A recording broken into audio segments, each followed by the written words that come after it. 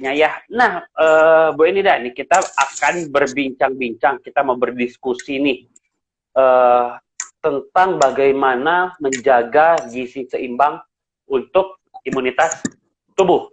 Oke, nah mungkin ada sahabat-sahabat saya sudah boleh bergabung nih sama kita di live Instagram kita pada siang hari ini. Pertanyaan pertama nih mungkin Bu Enida langsung aja nih ya, sebagai pembukaan.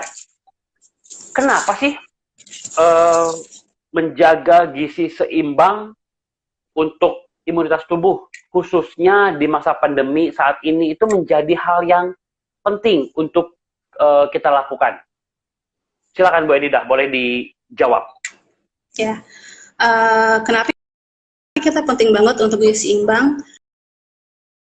Karena kan tubuh kita itu membutuhkan zat gizi ya untuk tubuh, untuk imunitas kita gitu. Apalagi di saat pandemi seperti ini gitu. Karena banyak orang yang udah divaksin, tapi mereka tuh beranggapan kalau misalnya udah divaksin itu bebas gitu, kayak misalnya nggak pakai masker, nggak pakai bebas keluar kemana-mana, padahal kan sebenarnya enggak gitu. Tapi walaupun seperti itu tetap harus didukung dengan kondisi tubuh dan imunitas kita gitu. Makanya semakin baik imunitas tubuh kita, itu semakin kecil risiko penularan virusnya gitu. Makanya kita itu sangat dianjurkan atau diusahakan untuk asupan makan yang seimbang gitu. Nah, kalau menilik dari topik atau judul bahasan kita pada siang hari ini nih, Bu Enida, sebenarnya yang dimaksud atau artinya dengan gizi seimbang itu apa? Atau gimana sih pengertian dari gizi seimbang itu, Bu Enida? Boleh dijelaskan juga mungkin kepada viewers kita pada siang hari ini? Ya, yang dimaksud dengan gizi seimbang itu adalah susunan makanan sehari-hari yang mengandung zat gizi dalam jumlah dan jenis sesuai dengan kebutuhan kita gitu. Tapi di sini juga harus memperhatikan juga prinsip keanekaragaman pangan, kemudian makanannya, kemudian harus diperhatikan juga aktivitas tubuh kita, diperhatikan juga pola hidup sehat dan bersih, dan juga perhatikan juga untuk mempertahankan berat badan dan menjaga berat badan gitu. Seperti itu. Jadi keanekaragaman tadi ya. Nah, sebenarnya nih kalau kita kan dulu pernah nih, kalau dari jenis-jenis makanannya nih, kita pernah mendengar atau dulu mungkin ya kalau zaman anak-anak 90-an nih pasti tahu nih, yang dulu disebut 4 sehat 5 sempurna gitu ya. Sebenarnya sekarang masih relevan nggak sih, Bu? Masih bisa kita pakai nggak sih kondisi saat ini dengan si pedoman atau patokan 4 sehat 5 sempurna tadi, cukup apa tidak, Bu? Iya, sebenarnya kalau dalam gizi itu dulu kan ada slogan, orang-orang mungkin udah kenal 4 sehat 5 sempurna gitu ya, mungkin semua udah tahu. Tapi sekarang itu sebenarnya hampir sama, dengan sekarang itu dirubah jadi makanan bergizi seimbang gitu, sebenarnya hampir sama. Tapi yang membedakannya adalah kalau dulu itu 4 sehat 5 sempurna itu kalau misalnya kita minum susu itu namanya udah masuk gizi seimbang gitu. Nah kalau sekarang gizi seimbang itu dengan harus mengurangi gula, garam, jadi itu harus dianjurkan juga gitu, mengurangi gula, garam, dan lemak gitu. Nah, dalam pedoman gizi seimbang itu ada istilah yang namanya isi piringku atau piring makananku gitu. Maksudnya adalah setiap kali kita makan, si isi piring kita itu apakah ada karbohidratnya lengkap atau enggak gitu, bervariasi atau enggak gitu. Misalnya makanan karbohidrat, sumber karbohidrat itu ada nasinya, contohnya karbohidrat nasi, atau misalnya kentang, kemudian bisa bihun juga itu bisa. Terus harus ada protein hewani juga, contohnya kayak ikan, kemudian telur, ayam, daging juga itu bisa. Kemudian harus ada protein nabati, contohnya tahu dan tempe. Kemudian ada sayur dan buah-buahan, itu benar-benar harus dianjurkan. Lalu air putih juga itu harus gitu. Jadi intinya ada inti dari isi piring makananku itu lengkap gitu, ada karbohidratnya, ada protein hewaninya, ada protein nabati, ada sayurnya, ada buahnya gitu. Dalam jumlah dan jenis sesuai dengan kebutuhan kita setiap kali kita makan. Mungkin bisa dijelaskan sedikit Bu Edida, bagaimana sih sebenarnya cara kita untuk bisa menjaga kebersihan atau keamanan pangan itu sendiri?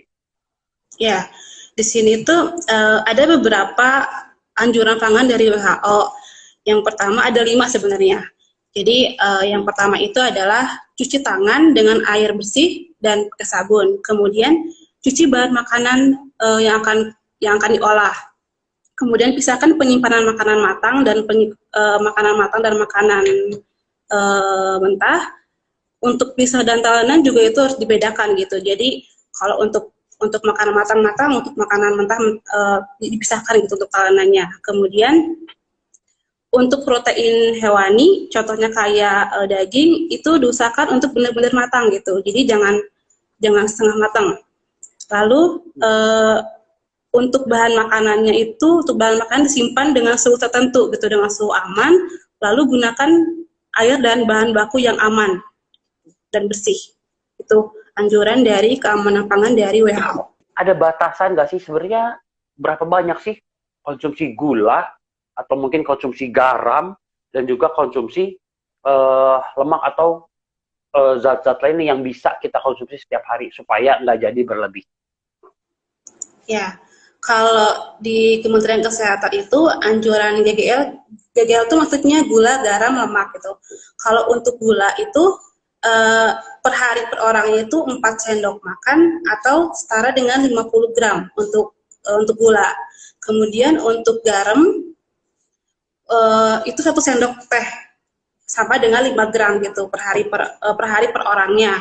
Kemudian untuk lemak itu 5 sendok makan atau setara dengan 67 gram per hari per orangnya gitu. Jadi kalau misalnya makanan gula, garam, lemak berlebih itu benar-benar nggak disarankan gitu ya. Jadi coba apalagi kalau misalnya kita berlebih untuk makanan gula itu kan bisa menjadi nggak baik buat tubuh kita gitu kan, bisa menimbulkan penyakit degeneratif kayak misalnya penyakit hipertensi, penyakit jantung gitu. Makanya kita harus sangat dianjurkan untuk mengurangi gula, garam, dan lemak. Mungkin bisa dijelaskan nih Ibu dengan lebih jelas kepada sahabat sehat di rumah nih.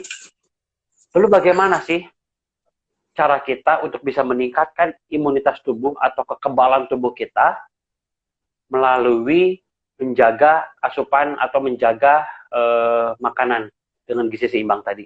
Boleh dijelaskan Bu Edida? Ya, ada beberapa cara untuk meningkatkan daya tahan tubuh kita ya, apalagi di saat pandemi seperti ini. Yang pertama adalah kita harus istirahat dan tidur yang cukup. Kemudian cukup olahraga yang teratur itu minimal 30 menit per hari gitu secara teratur. Kemudian perbanyak minum air putih, kemudian banyak konsumsi buah dan sayur, apalagi kan buah dan sayur itu banyak vitaminnya ya, mineralnya gitu, yang baik untuk tubuh kita. Lalu yang paling utama ini menjaga jarak gitu.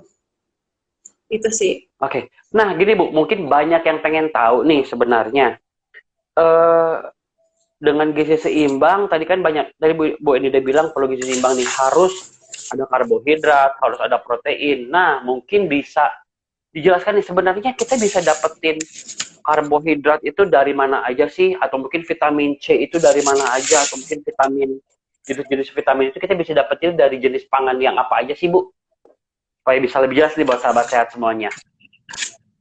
Ya, kalau untuk karbohidrat itu banyak ya, bukan cuma nasi, tapi kentang juga. Karena ada beberapa orang yang nggak suka makan nasi, pengennya diganti. Boleh diganti sama kentang, boleh diganti sama umbi-umbian, atau misalnya sama Quaker oat gitu. Jagung juga itu bisa gitu. Kemudian kalau untuk vitamin itu kan banyak di dalam buah-buahan ya. Kayak contohnya vitamin C. Vitamin C juga sebenarnya ada dalam daun singkong, itu juga kandungannya ada kandungan vitamin tinggi gitu. Kemudian ada dalam sayur buncis, sayur bayam juga itu ada kandungan vitamin C-nya juga.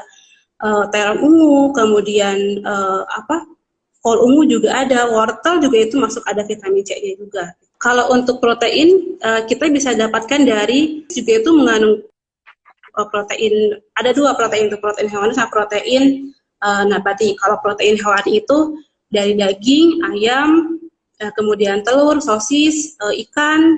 Kemudian untuk protein nabati itu ada tahu, ada tempe, ada kacang-kacangan juga gitu. Kedelai, kayak semacam kedelai gitu. Kemudian untuk zat-zat lain nih Bu, yang maksudnya perlu kita konsumsi nih, bisa lewat apa lagi nih Bu? Mungkin kayak apa ya?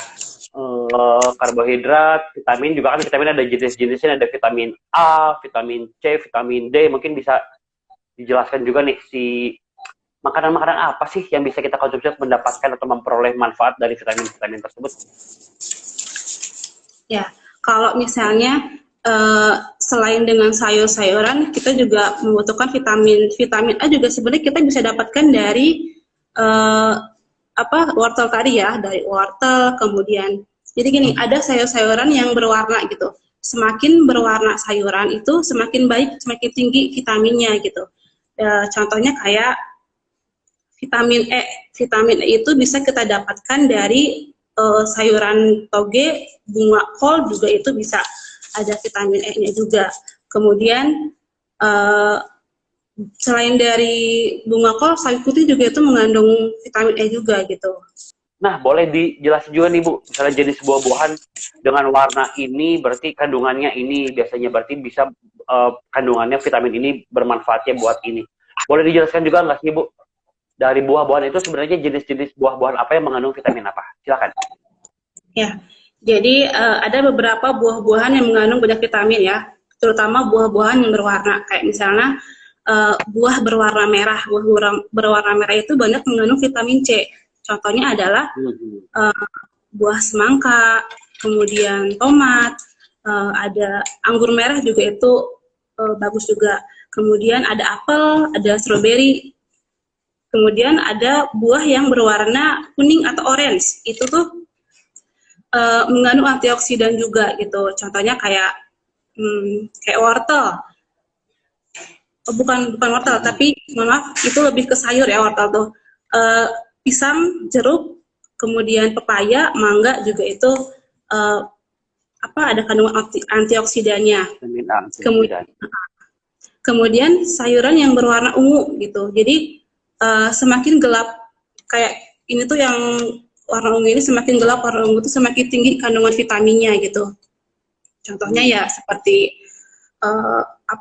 ubi ungu itu juga vitaminnya tinggi. Kemudian ada blueberry, delima itu juga bagus juga gitu. Itu dari buah-buahan. Kemudian dari sayuran. Nah, kalau dari sayuran itu yang berwarna hijau itu ada kandungan antioksidannya juga, ada vitamin C-nya juga. Contohnya adalah daun singkong, sawi, bayam, buncis. Kemudian ada kangkung, kacang panjang juga. Lalu ada sayuran yang berwarna ungu, itu sumber vitamin antioksidan juga. Contohnya seperti terong-terongan, terong ungu, kemudian kol ungu, itu juga bagus. Kemudian sayuran yang berwarna oranye, atau misalnya itu juga, atau warna kuning ya, itu juga mengandung vitamin dan antioksidan juga. Kalau sayur ini bukan hanya mengandung vitamin juga, tapi bagus untuk penglihatan ya, kayak misalnya vitamin A juga itu bagus buat mata. Contohnya wortel, labu kuning, jagung. Kemudian sayuran yang berwarna putih itu mengandung vitamin A. Kemudian ada zat lisinnya. Kemudian sayuran putih ini tuh selain vitamin E dan zat lisinnya itu bisa mengontrol kolesterol. Kemudian bisa menekankan tekanan darah tinggi, bisa baik juga untuk tekanan darah tinggi gitu. Contohnya kayak sawi putih, bunga kol, kemudian toge juga itu bagus. Di era pandemi saat ini, masih aman nggak sih Bu diet? Karena mungkin ada kekhawatiran, aduh kalau misalnya diet jadinya makannya nggak apa namanya ya, makanannya jadi dibatasin gitu ya. Akan berefek nggak sih sama daya tahan itu sendiri, daya tahan tubuh maksudnya? Kalau untuk diet sebenarnya boleh ya, tapi tetap harus dibarengi juga sama makanan-makanan lainnya. Tapi kayak misalnya setiap kita makan itu tepat dikurangi gitu. Cuman harus lengkap juga kayak seperti makanan bergizi seimbang gitu. Jadi kalau misalnya takut untuk imunitas kita, makanan tuh boleh dikurangi, tapi jangan setengah-setengah gitu. Kayak misalnya kalau misalnya diet itu sebenarnya boleh aja sih kalau misalnya diet, tapi tetap harus memperhatikan zat gizi lainnya gitu. Jadi jangan sampai karena kita diet kita melupain makanan lainnya gitu. Akhirnya kan tubuh kita malah jadi lemas gitu. Oke, jadi sebenarnya boleh saja tapi tetap memperhatikan asupan gizi yang dibutuhkan oleh tubuh gitu ya Bu Ende ya. Ya.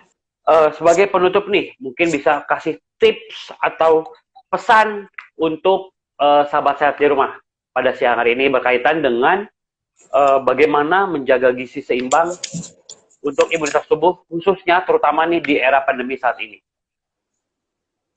Tipsnya adalah tetap lakukan protokol kesehatan seperti 5M, mencuci tangan, kemudian menjaga jarak, memakai masker, kemudian menjauhi kerumunan, membatasi mobilitas, lalu makan makanan yang beragam gitu, terutama makanan sayuran dan buah-buahan. Kemudian olahraga teratur, atau misalnya kalau misalnya kita nggak sempat olahraga, boleh kita naik tangga atau jalan kaki, atau misalnya kita beres-beres rumah, ngepel, jadi itu udah masuk aktivitas fisik gitu. Jadi usahakan badan kita itu untuk tetap bergerak. Kemudian minum air putih 6-8 gelas setiap hari, lalu kurangi asupan garam, gula, dan lemak. Itu sih tipsnya. Bu Rida, terima kasih. Ya, sama-sama Pak. Sehat, terima kasih sudah boleh bergabung. Sampai ketemu lagi, dah. Ya.